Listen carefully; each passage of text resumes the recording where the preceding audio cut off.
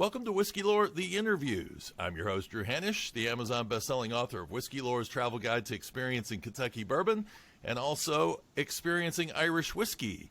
Both of those currently available for gift-giving and stocking stuffing. And today I have as my special guest the VP of Marketing of Lexington, Kentucky-based whiskey brand, which is RD1 Spirits, and we'll talk a little bit about distilling coming up here in a moment. But it's the home of RD1 and William Tarr, and my guest is Chris Tetterton, who is from RD1 Spirits. Welcome to the show, Chris. I appreciate you. Thanks for having me on.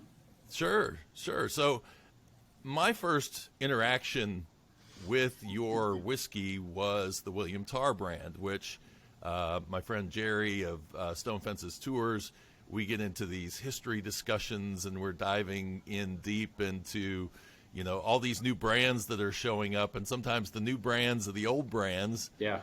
And so anything that has some kind of a historical element to it is always going to make my antenna go up and draw me in. And it's been interesting because I've lately been working on research on another brand, Chicken Cock, which during the time that name evolved, William Tarr was actually purchasing the distillery that made it in Paris, Kentucky, but he didn't stay there very long, and then he kind of went off in his own direction, and I guess he was involved in the railroads. The railroads were big back then. Yeah. And then what's interesting is right before the Whiskey Trust came in and bought up the distillery in Paris, Kentucky, the old owner of that, who had partnered with William Tarr, ends up going to try to buy the distillery Ashland, which is a distillery that William Tarr owned at that time. And George White was the man's name, and he was outbid by $1 by the Whiskey Trusts. It was like $60,001 is what they won the bid on that distillery. So it's absolutely fascinating history, and it shows you how Kentucky whiskey, that there's a lot of relationships that went between these distilleries and all these names that we see, and all of a sudden they're like, okay, well, what does that name mean? Because how many whiskeys had somebody's last name on them, and they were called Old This or Old That. So talk a little bit about, because you guys you weren't with the company when it first came up with the William Tarr brand. You kind of come in a little bit after that. So talk about the evolution of William Tarr from where it started to where you're at right now. Yeah, absolutely. So William Tarr, the brand, was always a part of a bigger company called RD1 Bourbon, RD1 Spirits.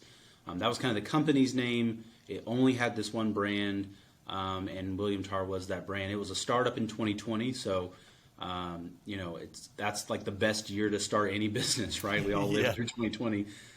Can't pick a better time. So my family and I, we have a small investment firm, just a private little investment firm here in Lexington, Kentucky.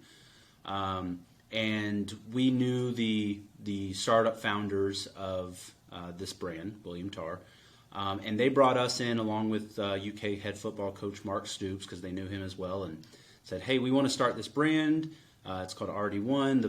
The brand that we're really going to be pushing, the bottles is called William Tarr. And we want to know if you guys want to get involved. And we kind of liked what they were pitching and wanted to see if we could help. So us, along with Stoops, put up kind of that seed money to help them get underway. There's a few other smaller investors in there as well. But so by the end of 2020, they had bottles, they had liquid, they had branding, they had labels, and they launched. And it was a really fantastic launch. But again, with 2020 and all the different variables that go into starting a company, especially a heavily consumer-based company like bourbon, there were some different issues, and we wanted to see how we could help. So around into first quarter, beginning of second quarter, somewhere around April of 2021, we kind of got involved a little bit more, and took over the marketing and sales and finance just to help make it a little bit more of that company and see, what could we really do with this thing. So, yeah, that's kind of how it started. The name William Tarr, as you were kind of talking about, it really, they came up with that because we're in Lexington, and we kind of wanted to look at Lexington's history. And William Tarr was this entrepreneur in the Lexington area back in the 1800s, and kind of represented the spirit of starting something or taking something over and seeing what you could do. And sometimes it works, sometimes it doesn't. But when we took it over as we transitioned, we wanted to see how do we expand beyond just William Tarr, how do we tell Lexington's story? And that's kind of where the name RD1 became our focal point. Okay, and RD1 is actually in reference to the Ashland Distillery, correct? Yeah, so RD1 stands for Registered Distillery Number 1. So back after the Civil War, the government really needed to raise revenue. Right, we spent all the revenue on the war effort. So the government essentially made every distillery. They broke Kentucky out into different districts, and they made every distillery register their distillery. And in the Lexington district, this distillery was the first one. So that's kind of where RD1 comes from. Now, eventually we got into DSPs and all the kind of stuff that go into that. But, we wanted to link ourselves back to, well, wait a minute, there's a history that Lexington has to tell in the bourbon and the whiskey world. Louisville gets a lot of that attention. Different parts of Kentucky obviously do, but Lexington's kind of been, on the back burner with that history. So we really wanted to dig in and see there's a story that Lexington has, and even modern Lexington, there's this culture that Lexington brings that we wanted to kind of bring to life. Yeah. Well, and it's interesting to me to see, and I'm going to have to look further into this because there was a time period where they went from the RD numbers to the DSPs. Right. And I'm not 100% sure where that comes in, but it's really interesting that you see these companies now going back and fighting for their original DSPs if they can get them. Right. And so, but when we think of DSP number 1, that's Heaven Hill. Right. But in reality, they never would have had DSP number 1 unless they had had that fire in 1997, which caused them to buy the Bernheim distillery, which is the distillery that had DSP number 1. But whenever you're going through, there's a website called Pre-Promen, which is one that I reference quite often because this guy's done amazing research in terms of trying to tell some of these old legend stories. And you get very used to seeing RD on a lot of those distilleries. So it would be interesting to know where that actual shift happened. But do we know where the Ashland Distillery was in Lexington? Is there any bit of it left? Yeah, there's a small bit, or at least we know where the land is. It was on Manchester Street.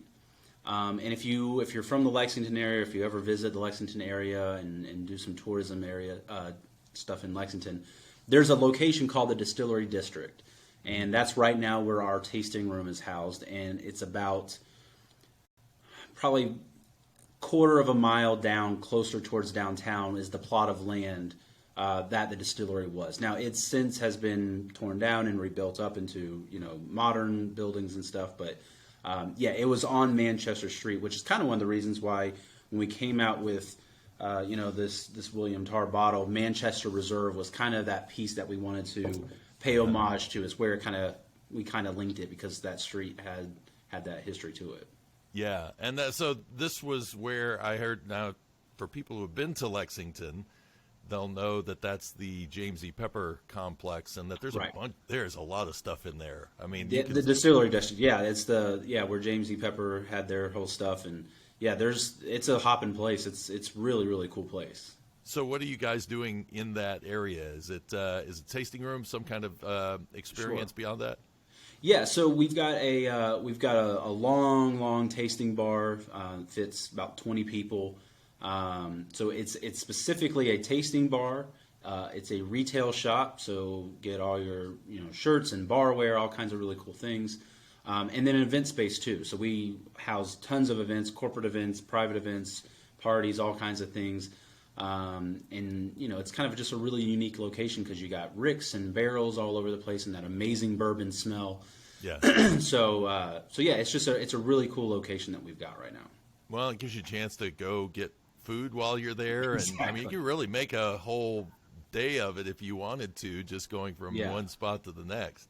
Yeah, there's some other distilleries over there, some small brands, and it's just kind of been a really cool, old school hipster style location that you can get dinner and do a bourbon tasting right after. So so I hear too that you are looking at or are already in the process of building a distillery. Yeah, so RD1 has a small bit of ownership and has some stake in a distillery that's being built out in Western Kentucky. Okay. So that actually has been announced, and we're going to come out with a press release in the next 30 days. But you guys can have kind of the first public announcements. That's kind of cool. Nice. So it's the Western Kentucky distillery. Okay. And so we've gone in with partnership with them.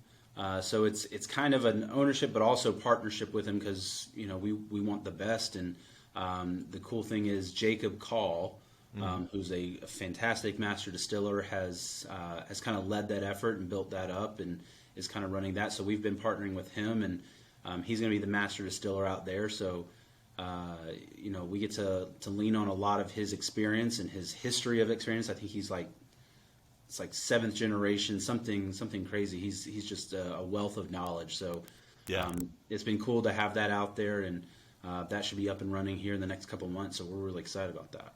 And he's coming from Green River. Yeah. Which is a great distiller. I always tell people when they go out to Western Kentucky, that's a spot to visit because when I first started doing the Kentucky Bourbon Trail, I looked at it and I went, okay, you got all these big distilleries. They're all kind of centered here. And then Western Kentucky, you got one distillery, and you're going to go all the way out there for the one distillery. So I never really made the effort to go out. It was a while later after now. There's a bunch of distilleries out. Bard is right down the road from there. And then if you head south, you've got the little state line tour of MB Roland and all that. So it's become much more worthwhile to head out in that direction.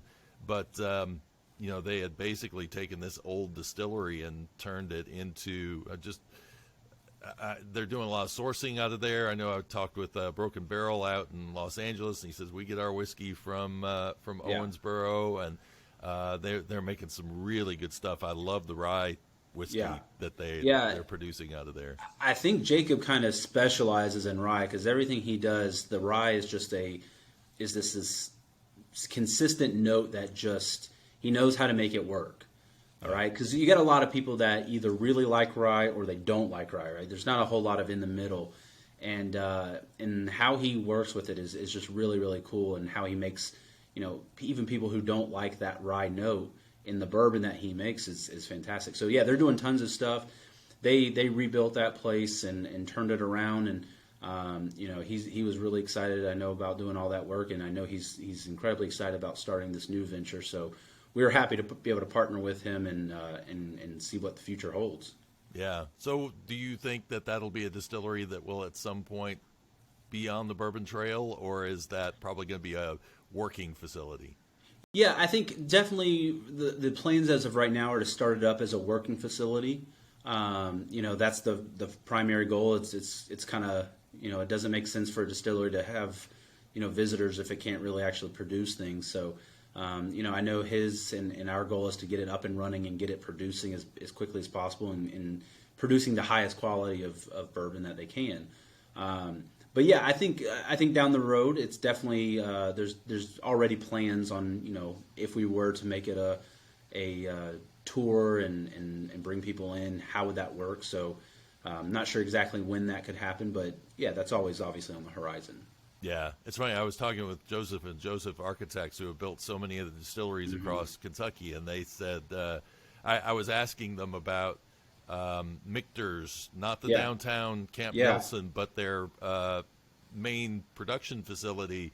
And while I was talking to him, I was like, well, this was probably easier for you because you didn't have to think about tours going through. And he said, we build them for tours one way or the other, because sooner or later, likely these places are going to want visitors to come in and see them. Yeah, and why would you not? I mean, that's been such a big part of the bourbon industry. Is unlike so many other industries, I mean, people want to see under the hood. They want to see how it's made. There's an experience, and I think that's because bourbon is such an experience-based activity, right? You want to pour a glass with a friend, and you want to see the notes and the flavorings and the tasting notes, and it just brings you back to how it's made, and kind of links you to the pioneers that came before and kind of created this spirit. So, I think everybody wants to have that tour and that experience, and allow people to come in and see and touch and taste and all that kind of stuff. And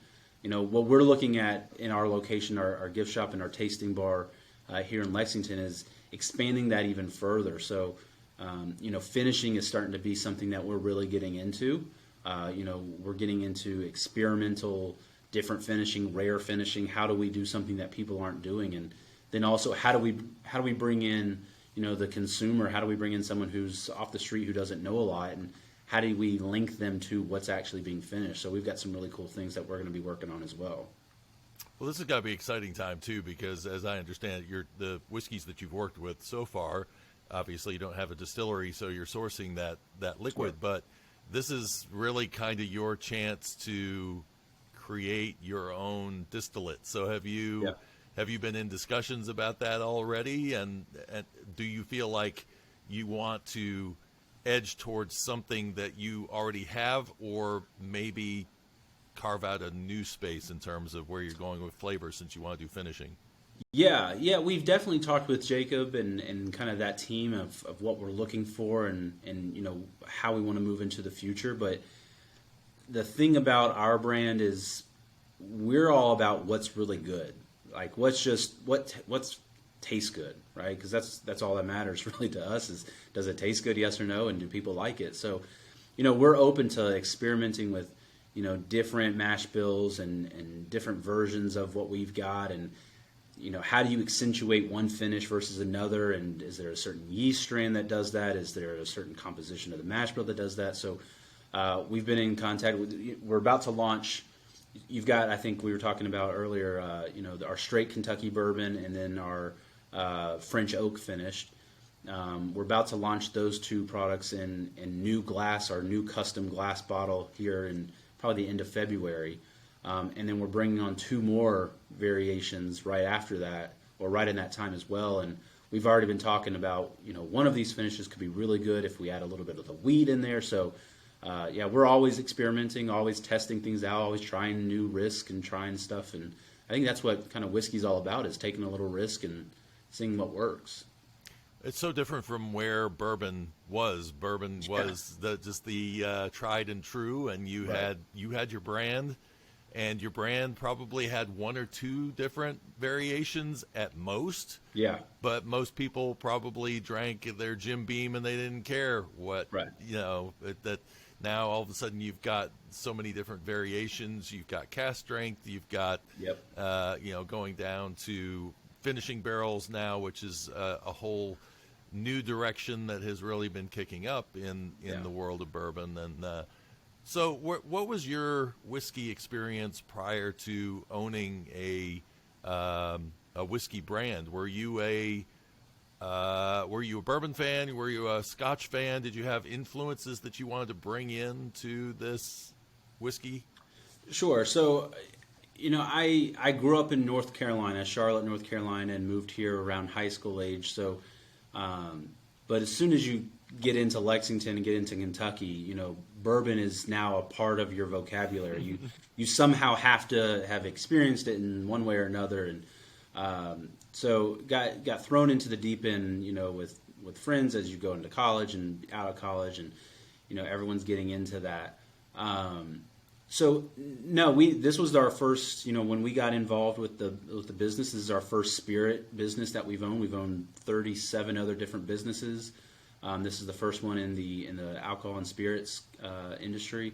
But I think what really kind of focused me and what we were looking for was the the average bourbon drinker has become so much more educated over the past 20 years, past 10 years even, in what they're tasting and where it comes from and everything that they know about it, and which is really, really cool. It's really cool to see people be able to do blind tests and tell there's differences, and maybe even pick up a characteristic from a certain brand and be able to guess that brand. And I think that's one of the things that I really wanted to bring as we were focusing on this brand was, how do we bring that experience, that tasting note experience where you can pick up those flavors, even though we all know there's no vanilla, there's no caramel in bourbon, but you still taste those, which is amazing. How do we allow the average drinker or the novice drinker to be able to experience that too? In the past, you're talking about the old traditional bourbon. It kind of became this bourbon aficionado pretentiousness, and a little bit of what wine has at times of, I taste this, and if you don't, why can't you taste this? It almost is intimidating to the average or novice drinker. And, I think there's a lot of brands that are trying to break that, and I know we're really trying to do that as well of, let's sit down, let's actually taste it, let's look at a flavor wheel, let's pair it with a dark chocolate, now let's pair it with a date, let's pair it with different things, and can it accentuate, can you see those notes that come out, and what's that memory that it links back in your childhood of that leather or hay or whatever it is. Bourbon is just a really cool thing that it allows you to get your memory, from something you didn't even realize and experience it all over again, which is kind of cool. Yeah. Well, one of the challenges that I had, because when I came into drinking whiskey, I was not, my nose was not tuned to anything. I mean, Sure. It had to hit me, you had to hit me with a hammer with a smell, and I had to be seeing the object that was making the smell to be Right. able to tell you what it smelled like. Yeah. And taste was pretty much the same. I mean, I was just used to eating bland food. I just ate and I was done. Now, if I had something really good, I would know that I ate something Right. really good. But when you talk about this, and I think about that novice coming in to try to experience a whiskey, do you feel like in a way when you're presenting something to them that you need to avoid complexity and really have a flavor stand out, or do you feel like people will get it if there is like an element of this that is a little bit more out front than something else? Yeah, I think what we try to do, and what I personally like to do, is I don't want to lead anybody down the road, right? I want to go down the road that they're going and simply help them notice certain things. So to answer your question of, do we try to make it less complex or do we try to pare it down? Not specifically in the whiskey, not in the bourbon. If you tasted the Manchester Reserve, the William Tarr, that's an incredibly complex, whiskey.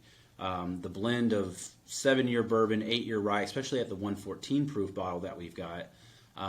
That's just a roller coaster of different flavors of the rye kicking up and the bourbon notes. It's incredible. And what we found is even the novice drinker who doesn't typically like bourbon loves that because there's flavor there.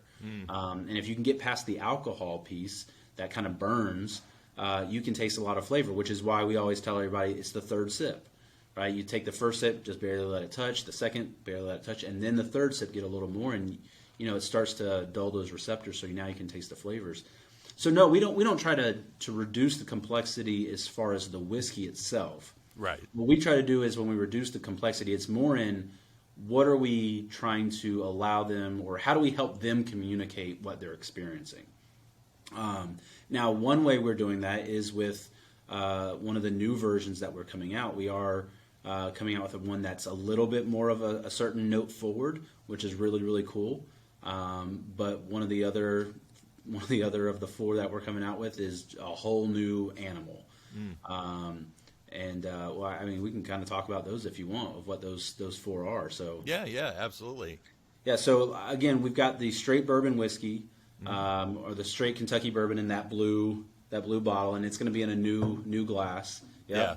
We can actually go through it right now if we want. It's good stuff. Yeah. We've got the French oak, which is just it rounds it off. It's a little bit more elegant. It adds this. It's a visual thing for me. It just rounds it all together. But it's a completely different experience. And we've got a new bottle that we're coming out with. I can show look you at that. that. So Okay. this is the custom bottle. Yeah. So we're going from this to this. Okay. And what we've got is we've got that kind of iconic Kentucky horse fence is embossed into the glass all the way around. It's just kind of a cool thing that we really wanted to bring that legendary fence that you see, that 4-plank horse fence. We wanted to bring that to life. Kentucky born and raised right in the glass. And the bottle's actually designed based off one of the original William Tarr bottles. Okay. So it's kind of, again, a little bit of an homage to history. Yeah. So I we're was really gonna say- excited about this. I was going to say, when I saw that, I was thinking of that drive between Lexington and Paris, and Yeah. all the fences that you passed by. And Yep. how many times since William Tarr lived in Paris, how many times did he go that route and Exactly. see fences just like that? It's probably Exactly. where he got that experience from. Yeah, and if you're in Kentucky or every drive-through, they're all over the place, and it's just it's that staple of Kentucky life, and there's that little bit of that, we call it bluegrass glory, or that southern charm that we like. So Yeah. we've got that, and then the two new products that we're coming out with are a Brazilian Amberana finish, which we're really, really excited about. Okay. Amberana is a certain kind of timber that is primarily found in South America, Brazil, Uruguay, and it adds this is one that just goes outside. Like it takes bourbon to a whole nother level. It's an evergreen mint.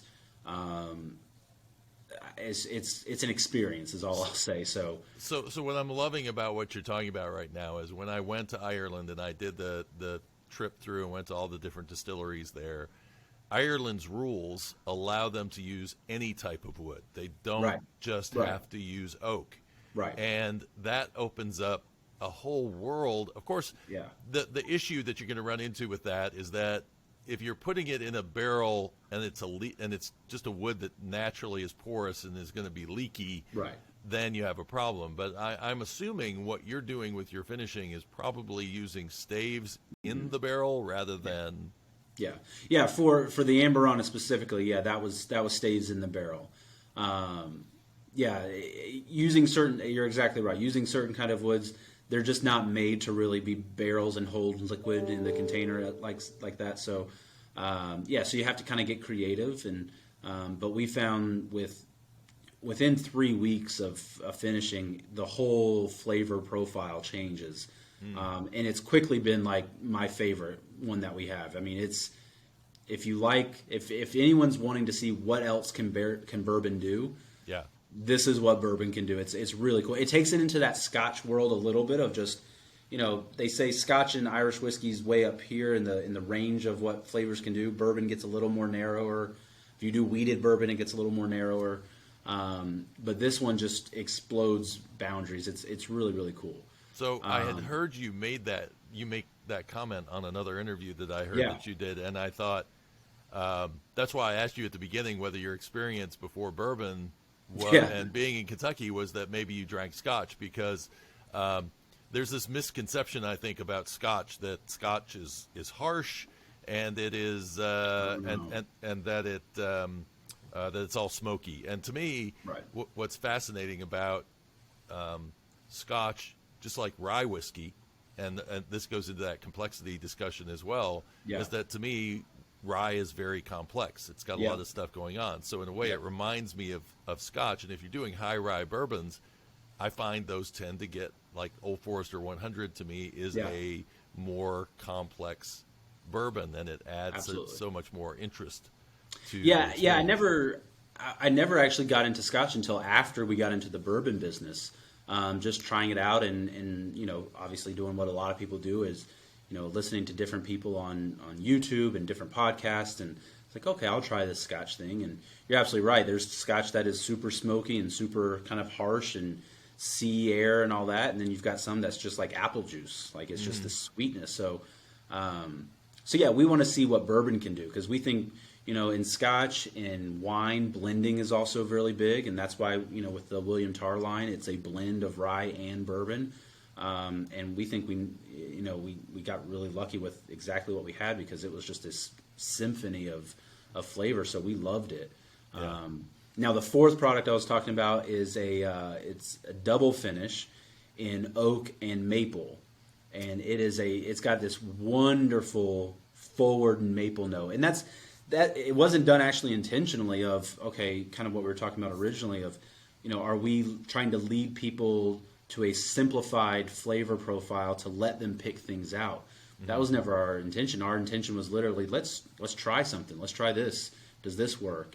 And when we tasted it, we realized there's this forward maple note, which is really cool because the novice drinker or someone who's just getting into it, a lot of times you hear them and, and my families, some of my families like that. They go, I taste alcohol.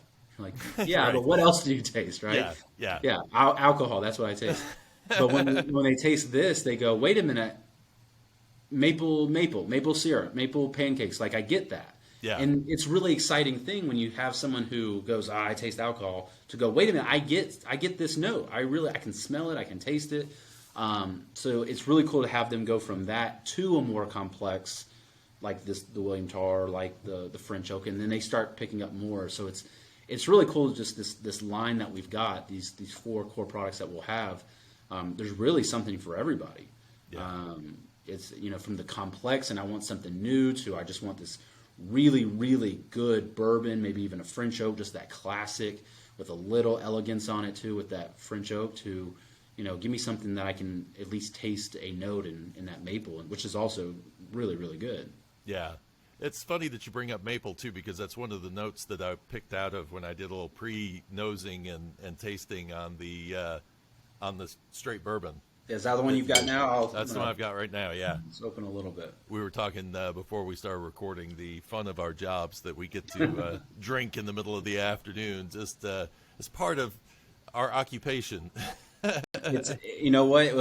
What's funny is it's actually a lot of work at times when you're doing proofing work or sampling work to try and figure out single barrels or anything like that at 10:30 in the morning. After a while, it is definitely work. Yeah. What's interesting about this is that I pick up almost like a meaty character to it, like almost like a barbecue kind of a note to it. The barbecue's one that I definitely got with this. And again, we're talking the straight Kentucky bourbon, 98 proof. Campfire, there's this good kind of old-fashioned campfire. It's not that sweet smoke, but there's, like you said, there's a meaty, rich smoke almost in there. It's a challenge too, because when I talk about Scotch and we talk about Scotch being smoky, and then you use the word smoky in terms of a bourbon, and it throws people off. And usually, what I feel like I'm picking up is a char note, but this isn't really. I mean, I think this is more. Like I say, it just it's a beefy little note in there that is really interesting. I can't nail it down. It's definitely not, when I say smoky, specifically with your traditional Scotch, like a certain Johnny Walker or whatever. Yeah. To me, the first thing that comes to my mind is, James Bond in 1960s in an airport, that kind of leather seat, smoky bar kind of thing. And I get that a lot from Scotch, or at least from some Scotch. Yeah, this is more marshmallows and a campfire. Instead of smelling the smoke up front, you're tasting some of the char, some of the finishing almost in your throat, which is a really cool. It's completely different, obviously, but it's hard to explain. How do you explain flavor, right? Yeah. How did you go about discovering this? Now you're sourcing it, so was it something that was kind of suggested? You had like a selection to go through and try that to try to figure out which one you were going to go with? Yeah, a little bit. It's a little bit through that. It's a little bit through partnerships of, obviously we're a growing brand. Currently right now we're only available in Kentucky, but come next year, 2023, we're going to be launching in Indiana. We're looking at Michigan shortly after, or right around that time as well. And we've got sites on a number of other states to be launching almost, I think we're going to be, the plan is to be at 9 or 10 states by the end of next year. So part of that's also, making sure that we've got a proper liquid strategy. That's kind of the inside of the bourbon business, is a lot of these craft brands, when they launch, they struggle with the liquid strategy and turning over and getting that cash flow to make sure that there's enough barrels to feed that demand, to get the supply. So a lot of smaller brands unfortunately go under because they just don't have the inventory to feed it. So that's part of it as well. We want to make sure that if we can put something out there, it can be consistent, that we can finish it well if that's something we want to do, that we can, how do we put our staple on it, and how do we make sure that it's something consistent that we're going into for the future as well, like the distillery out with Jacob Call in Western Kentucky. So how do we make sure that there's something that can go right into it and it's not this shock because we changed anything. So there's a number of different variables, but we found one that we really like, and we feel that will also age really well. I'm excited. My goal is to get a really nice aged product out there, in that 8, 9, 10 year, just because that's gone off the shelves recently in the last 5 years. You can't find that anymore because the demand is so high that, brands are just putting it out there as quick as possible because they can. Yeah. So you see some of those older brands and those older age statements start to go away a little bit, or at least get very hard to find. So, we want to be able to bring some of that back too. Yeah. So I also on the palate I get kind of a mixture, peppery, gingery kind of a note, Yep. and it warms all the way down, but it's not overly aggressive, which Right. which tells me it's probably more of a high rye. How much corn do you have and rye in your mash bill on that? Yeah, it's a 70 corn, 21 rye, 9 malted barley. Okay. So 70, 21, 9. Yeah. So not an overly high rye. Yeah. We're not in the 36 or anything like that, but enough rye where it stands up. Like you said, rye adds a lot of character to bourbon, and when you proof it down, it gets really spicy, and it can really still pop you. And when you keep it up, it opens up into a number of different areas. So we wanted to keep our stuff kind of around that 98 or above, and like you said, the French oak is 101, and some of the other stuff is going to be higher. So yeah, I think it's interesting that just in the time that I've been working on writing about bourbon and the rest, that it used to be that high rye bourbon was like 17%. Yeah. It's like 17% rye. Okay, that's getting intense. Right. Now, do we want to go back? But I think what we're finding is that with the release of all of these rye whiskeys, that people are finding that rye isn't really as harsh in a higher proportion. And so my feeling has been that it's actually when there's more corn with that high rye. So if it's a 17% and there's a lot of corn in it, that's what's going to start getting you that aggressive burn going down your throat. Whereas this is just kind of a nice, pleasant warmth that comes through, which is nice. I kind of like to say rye is just a little bit of that attitude in the bourbon, right? Like it just, you want a little spiciness and spicy, not in, jalapeno or even sometimes black pepper. Sometimes that spice is clove and nutmeg and, allspice, baking spices. So, rye gives a little bit of attitude and makes it have a little bit of that personality, but you're absolutely right. A super high corn content can even up, 76%, as low as that, it can still have, you kind of have to then look at how are you aging the barrels and how well can they age, and because that takes on a whole nother variable for it. Yeah, absolutely.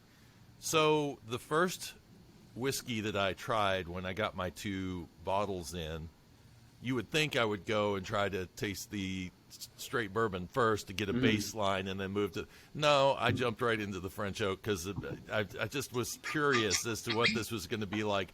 I have to tell you that as soon as I tasted it, my head spun around. What is this? I hope that's a good thing. Yeah, I was like, this is not what I expected.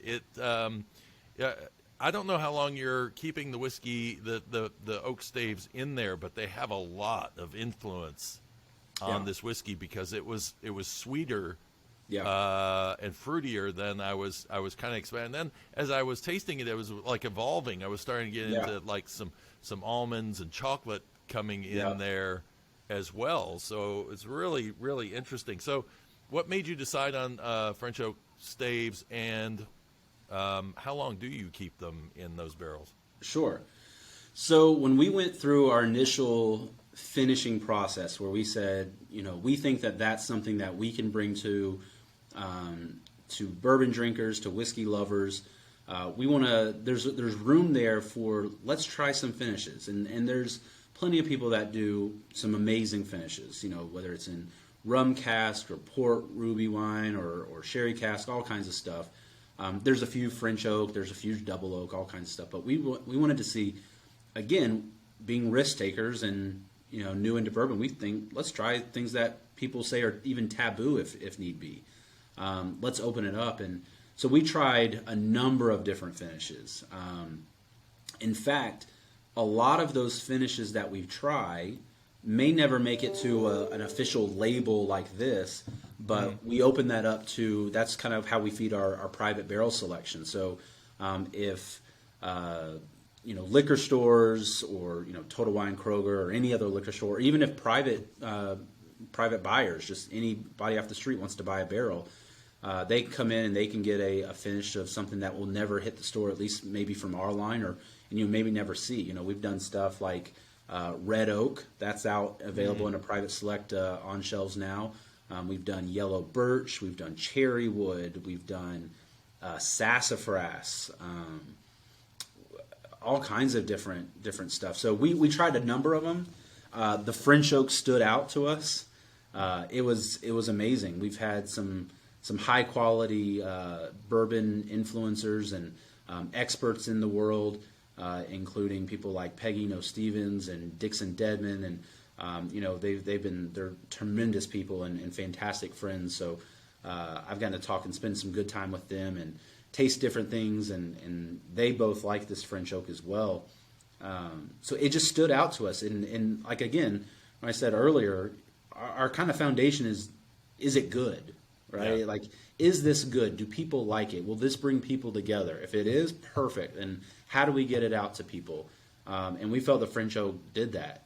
In fact, if anybody stopped by our tasting room over the past summer, part of our tastings we were giving out, we were allowing people to taste directly out of one of the barrels that we were finishing with French oak, and we let that one just keep finishing, and it just got better and better and better. It's unbelievable. So to answer your question about how long we finish it, for the French oak, the Amburana doesn't need much time to really take hold. Same with that double finish in the oak and maple. That one doesn't need too much time. The French oak, 2 to 3 months is kind of what we're looking at. Yeah. That's when we start to really see it takes on that personality and that we're wanting. But again, every barrel is to taste. If a barrel's not where we want it, we're not just looking to blend it with everything else. We want to make sure every barrel's up to the standard that we want, and it's good, and then we'll see how we small batch them from there. But usually the French oak is about 2 to 3 months. And is it virgin oak, or is it, it is. something that's okay? Yeah, virgin oak. Really interesting. Yeah, it's now after coming back to it, it's so funny that when I do tastings, before I either do my whiskey parlor YouTube videos or I'm on an interview like this, it's like my attention is sort of either drawn to something else, and so it's kind of like I stop trying to search for flavors, and then flavors just hit me. Yeah. And it's really interesting because when I tasted these two side by side the first time, I could not find the elements that I was finding in the Kentucky bourbon in the French oak. But now I'm like, oh, there's that meaty character. I'm getting a little bit of that, and it's even on the palate actually a little bit. And then that the almond is really on the nose for me when I nose that whiskey. I'm pulling a lot of that in, and that's what's fun about being able to have the ability to have both. Right. Is to be able to say, okay, here's what the baseline is like. Now, all of a sudden, when we add another element to it, I'm picking up almost like a cherry note that's coming in on the palate on this, which is not something that I was tasting. Yeah, it's not on the straight bourbon at all. Yeah. Yeah, dark chocolate almonds is kind of is what we found is kind of the signature note of this French oak. And again, it doesn't make it delicate, but the best way I describe it is it rounds it out and it just adds this elegance to it. It accentuates it, and it's amazing how one thing, like you said, now 2 to 3 months is still a good amount of time, but all we've done is taken the exact same bourbon and added French oak into one and allow it to do its natural Mother Nature process of just sitting, and how it completely changes the flavor profile. Yeah. So it's just a really cool process.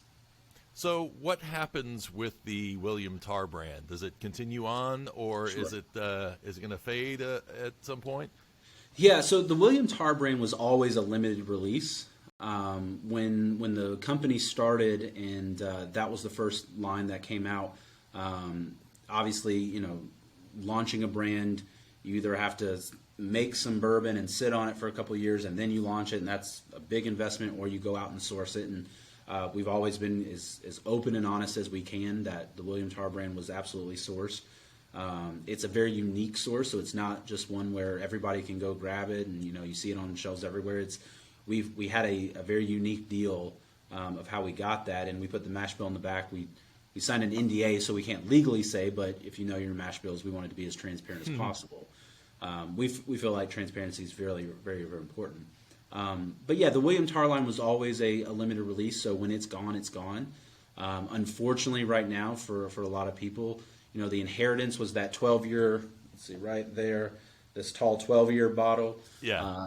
That has since sold out of stores. I don't really know of any stores that still have it. Now, we still have the single barrels in our location, so if anybody's wanting a single barrel of 12-year straight Kentucky bourbon, it's available. It's really good. It's actually the one that made Coach decide he wanted to invest. He tasted nice. it. He's like, "Yep, I'm in." As far as the Manchester Reserve, there's some still on shelves, but as soon as they're out, we've run through our inventory of what's going out in the market. So come this holiday season, hopefully people pick it up because it'll be gone before too long. It's gonna be a now we still got collector's some in the gift shop, but yeah, it's that line was always limited release. Okay.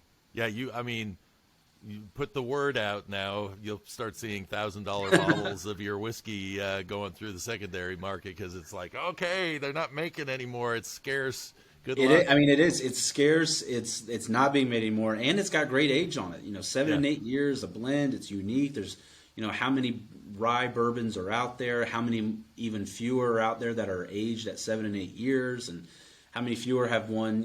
I think we got double platinum with Fred Minnick and the Ascot Awards and multiple gold medals. So that 114 has been a really, really unique a line for us. So we've been excited for it.